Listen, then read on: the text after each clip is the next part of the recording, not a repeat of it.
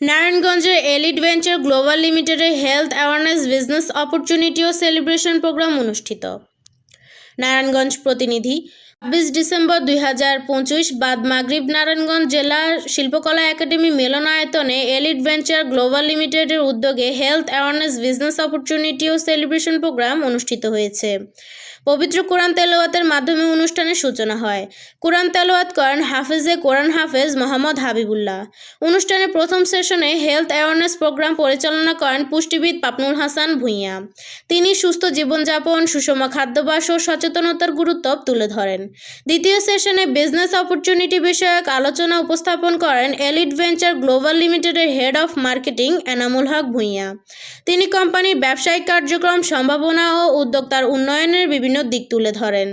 তৃতীয় সেশনে অনুষ্ঠিত হয় জমকালো সেলিব্রেশন পর্ব।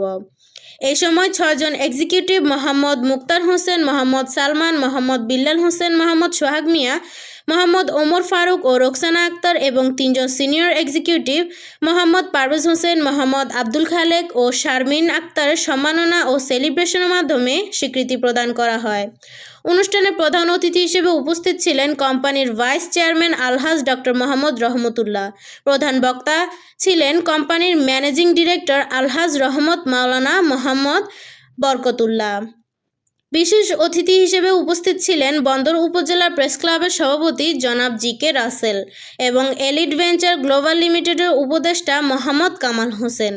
অনুষ্ঠানে প্রধান সভাপতিত্ব করেন এলিট ভেঞ্চার গ্লোবাল লিমিটেডের অ্যাসিস্ট্যান্ট ম্যানেজার মোহাম্মদ আলামিন হাওলাদার।